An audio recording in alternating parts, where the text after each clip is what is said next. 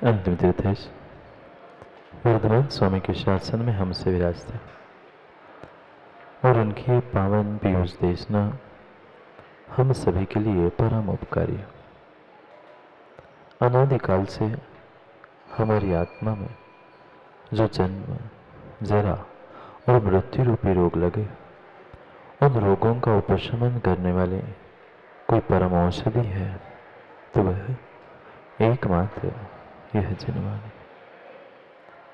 भव्यात्मा, हम सभी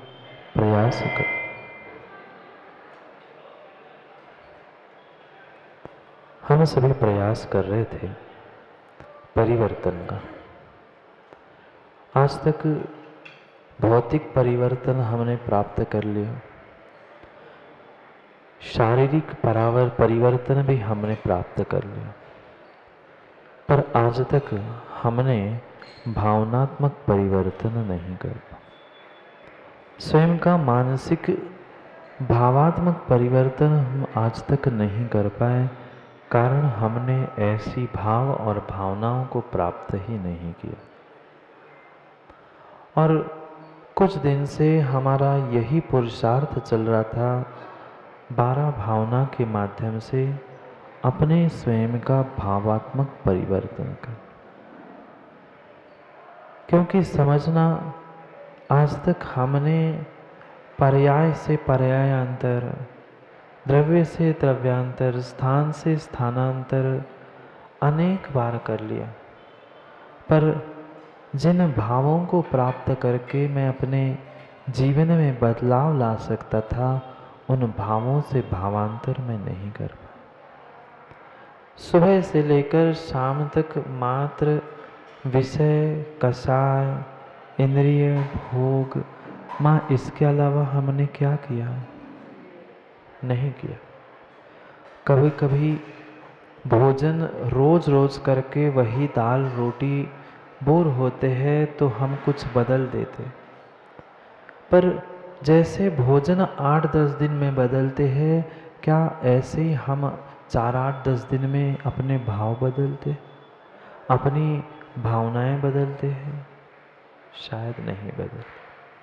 और बदली भी तो वह ऊपर की तरफ नहीं, और नीचे नीचे की तरफ ही भाव और भावनाओं को हमने जन्म दिया। आज तक हम उन भाव और भावनाओं के बीच का भी चंद्रेश जी अंतर नहीं समझ पा रहे थे। भावना वह थी जो भाव मैंने आज तक प्राप्त नहीं किया था, वही भावना थी। अब हमें उन भावों को प्राप्त करना था, भावनाओं को तो हम समझ ही रहे थे, पर वास्तविकता में जो वस्तु थी, उस वस्तु रूप, पदार्थ रूप उन भावों को मुझे प्राप्त करना था। पर क्या करें? हमें आज तक बाह्य लोक से अपने अंतः लोक को देखने का समय ही नहीं मिला। हम अपने मन तक पहुंच नहीं पाए, आत्मलोक को क्या पहचानेंगे? मात्र और मात्र बाह्य लोक की ही व्यवस्था हम देखते रहे, पर जो मेरा अंतःलोक था, मेरा आत्मलोक था, वहाँ तक मेरी परिणति नहीं पहुँच पाई। और वही पहुँचने का मेरा पुरुषार्थ चल रहा था, पुनः पुनः उन्हीं विषयों को समझकर मुझे अनुप्रेक्षाओं का चिंतन करना था। क्योंकि आचार्यों ने अनुप्रेक्षा कहते हुए कहा था, मुहुर्मुहुर चिंतनम अनुप्रेक्षा। पुनः पुनः उसी स्वरूप का, उसी संसार का, संसार के सुख दुख, उनकी स्वरूप का चिंतन करना, यही अनुप्रेक्षा थी और यही भावनाएं थी।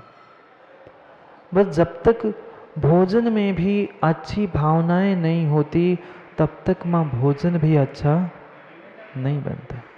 भोजन में भावना देना जानते हो माँ? अगर भोजन अच्छा बनाना जानती है माँ, तो भोजन में भावना देना भी जानती है। आज क्यों ऐसा हो रहा है? जीव वही घर में ही रहकर भोजन करता है, पर उसके भाव निर्मल क्यों नहीं हो पा रहे? क्योंकि माँ भोजन बनाते हुए भी वह टीवी चालू करती है, नहीं तो अन्य कुछ साधनों से उन विषय कषायों की ही भावनाओं से भोजन बनाती है। इसलिए वह भोजन से वह जीव को सुख शांति का भी वेदन इंद्रिय जन्य भी नहीं हो रहा। क्यों नहीं हुआ? क्योंकि एक सामान्य से सामान्य रोटी सब्जी बनाने में भी माँ जब तक अच्छे भावों से वह नहीं बनाई है, तब तक वह भोजन स्वादिष्ट और स्वास्थ्य के लिए उपयोगी नहीं होता। पूछना किसी भी जाकर वैज्ञानिक से, डॉक्टर से पूछ लेना, यही परम सत्य है। जितनी अच्छी भावनाओं से भोजन बनाया था, उतना ही वह भोजन स्वादिष्ट और स्वास्थ्य के लिए अच्छा साबित होता। जैसे भोजन की बात है, ऐसे ही मेरे जीवन के प्रत्येक कार्य के विषय में हमें समझना। क्रियाएं तो हम करते रहे, दोहराते रहे, पर जो भाव और भावनात्मक हमें परिवर्तन प्राप्त करना था, वह परिवर्तन हम नहीं कर पाए। भाव परावर्तन तो किया, पर भाव परिवर्तित नहीं कर पाए। अब उन 12 भावनाओं के निमित्त से, 12 अनुप्रेक्षाओं के निमित्त से हम पुनः पुनः उसी वस्तु को समझने का, संसार की असारता को, दुखों को समझने का, उसके वस्तु स्वरूप को समझने का प्रयास करें। ट्रेन वही थी, रेलगाड़ी वही थी, अंतर मात्र इतना था उसके डिब्बे अलग अलग थे। उन 12 डिब्बों में, 12 दरवाजों में पहुंचकर हम उस बाहर के जगत को और भीतर के जगत को निहारना था। देख लिया हमने, सब कुछ देख लिया। अनेक स्थानों पर, अनेक स्टेशन पर उतर कर हमने देख लिया, पर आज तक अपने भीतर के एक एक स्टेशन, एक एक स्थान को हम नहीं समझ। वस्तु नहीं बदली, संसार नहीं बदला है। अगर बदला कुछ है तो मात्र सामने की कांच बदली है, प्रकाश नहीं बदला। कथनचित प्रकाश भी बदला, पर लाइट वही थी। याद है ना वकील साहब, सिग्नल कितने लाइट थे? सिग्नल में कितने लाइट थे? बोलो जोर से। लाल, पीला, हरा, ये लाइट थे? ये लाइट नहीं थे, ये प्रकाश था। लाइट तो नरेंद्र भैया एक ही थी, प्रकाश अलग अलग था। ऐसे ही ये संसार में जो जो वस्तु स्वरूप है, ये परिपूर्ण रूप से ये लोक एक समान है, पर मात्र उसे देखने का नजरिया हमें उस प्रकाश के समान बदलना है। लाइट वही रहेगी, लाइट वही रहने वाली है। जो गमनागमन से हमें दुख प्राप्त हो रहा था, संसार के इस आने जाने, जन्म मरण से मुझे जो सुख दुख का वेदन हो रहा था, उससे ही छुटकारा पाने का प्रयास चल रहा था। रोज हम इसी विषय को समझ रहे थे। चंद्रेश जी, सुख है ना? घर में सुख है ना? नहीं है। जानते हैं घर में क्या महाराज, संसार में क्या, पूरे लोक में कहीं भी सुख नहीं है। अगर मेरे भीतर साता नहीं है तो सुख कहीं भी नहीं। जानते तो है, पर कब खुलेगी नींद? कब खुलेगी नींद? जब तक ये मोह की नींद खुलने वाली नहीं है, तब तक हमें सत्य को स्वीकार करने की शक्ति आने वाली नहीं है। जानता है ब्रह्मांड का प्रत्येक व्यक्ति जानता है। दूसरे को ज्ञान देने के लिए राजेश जी उसके पास बहुत ज्ञान है, पर स्वयं की करने की जब बारी आती है तो पूछ दबा के भाग जाता है। नहीं मिले ऐसे मित्र, नहीं मिले ऐसे भक्त, नहीं मिले ऐसे परिवारजन। मिले ऐसे ही लोग हमें आज तक मिलते रहे। उन सभी को हमने क्रम से एक एक डिब्बे से पहचाना। किसी के भी प्रति जब तक राग द्वेष के परिणाम है, चाहे वस्तु के प्रति हो, चाहे व्यक्ति के प्रति हो, तब तक यह परिपूर्ण रूप से हमारा संसार बढ़ने ही वाला है, घटने वाला नहीं है। और संसार का दूसरा ही नाम है दुख। संसार का ही दूसरा नाम है दुख। कल तक हमने उस संसार के विषय में समझा। कल तक संसार अनुप्रेक्षा में हम समझ रहे थे कि वास्तविकता में जिसे हमने सुख मान के रखा था वह सुख नहीं था, वह वास्तविकता में सुख नहीं था, वह तो मात्र और मात्र दुख ही था। क्या करना था हमें? जो राग द्वेष से परे होने के लिए हमने एक एक भावनाओं का चिंतन किया था। हमने इस संसार की वस्तुओं और व्यक्तियों के विषय में अनित्यता का भी बोध कर लिया। कुछ भी संसार में नित्य रहने वाला नहीं है। जो जो इस संसार में उत्पन्न हुआ है, चाहे संबंध हो, वस्तु हो, चाहे व्यक्ति हो, वे समय आने पर नाश को प्राप्त होने वाले ही थे। और उन सभी अनित्यता के साथ साथ हमने अपने भीतर के नित्य की भी खोज कर ली थी। वे बाहर के सभी लोग मेरे लिए अनित्य थे, पर भीतर का अकेला मैं एक शाश्वत द्रव्य था। शरण भी खोजने का प्रयास मैंने जब जब बाहर किया, किसी की सहयोग की मैंने भावना की, तब तब मैं दुखी रहा। और जिस क्षण मुझे पहचान हो गई कि व्यवहार से पंच परमेशी और निश्चय से मेरी आत्मा ही मेरे लिए शरण है, वही शाश्वत है, उस दिन हमें थोड़ा सा सुख का, शांति का एहसास हुआ। अभी मात्र हमारा विचार चल रहा है, चिंतन चल रहा है। वास्तविकता में हमारी अन्य कोई भी प्रक्रिया नहीं चल रही।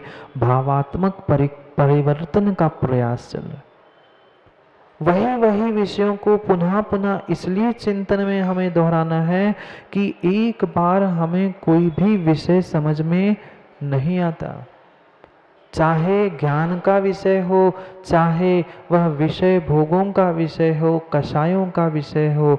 जैसा सुबह से लेकर शाम तक हम उसमें रचे पचे हैं, ऐसे ही इसमें अनुप्रेक्षा में ही हमें सुबह शाम रचना पचना होगा, तब थोड़े से इससे भिन्न हो पाए। कितना व्यर्थ का अन्य वस्तु में हमने कर्तृत्व भाव बना के रखा था। एकत्व भावना में हमने ये भी निर्णय कर लिया कि कोई किसी का नहीं होता, कोई किसी के सुख दुख को बांटने आने वाला नहीं है। जितने जितने जीवों के प्रति मैंने भ्रम पाल के रखा था, जितनों के प्रति मुझे विश्वास था, धोखा सबसे पहले हमें उन्हीं लोगों ने दिया जिसने सबसे अधिक हमें विश्वास का पात्र बना के रखा। ऐसा नहीं हुआ? ऐसा ही हुआ, ऐसा ही हुआ, ऐसा ही हुआ। जिन रागी द्वेषियों के प्रति हमने परम विश्वास धारण करके रखा था, सबसे पहले धोखा देने वाले वे ही निकले। पर वे तो फिर भी मां निमित्त थे। ये निमित्त कथन तो हम समझ चुके। वे निमित्त थे। कर्म का उदय तुम्हारा वैसा वहां पर नहीं होता तो वह तुम्हें धोखा देने की भी शक्ति नहीं रखते। समझा था? इक्को करे दी कम्मम, इक्को हिंड दी दीह संसारे। अकेला ही कर्म, चाहे पुण्य रूप हो चाहे पाप रूप हो। पुण्य भी अकेला किया तो अकेला ही स्वर्ग गया, पाप भी अकेला किया तो नरक भी अकेला ही गया, अन्य कोई जाने वाला नहीं। फिर उस एकत्व को समझने के साथ साथ हमने इन सबसे में कैसे भिन्नो हम, भिन्नत्व की भी भावना हमने समझी। क्योंकि मैं इन सबके साथ रहते रहते अन्यत्व को साथ लेके रहना चाहता हूँ, क्योंकि मुझे राग द्वेष से परे होना है। इन जितनी जितनी भावनाओं को हमने आज तक समझा, सभी भावनाओं का सार एक ही था। रहना तो हमें सबके साथ है, पर सबके साथ रहते हुए सबको अपना मान के नहीं रहना। नहीं जी सकते। अगर सबके साथ नहीं रहोगे तो लंबे समय तक तुम जी नहीं सकते। तुम्हें जीना तो सबके साथ ही पड़ेगा। अरे साधु भी बन गए, अरिहंत भी बन गए, क्या उन्होंने सबको छोड़कर एकांत में ही बैठ गए जीवन भर? नहीं, अरिहंत भी बने, वह समो शरण में भी बैठकर उन्होंने दिव्य देशना दी। इतनी सारी लक्ष्मी, इतनी सारी विभूति के साथ रहते हुए भी अलिप्तता का बोध उनको हो गया था, इसलिए वे वैरागी और वीतरागी बनकर भगवान बन गए थे।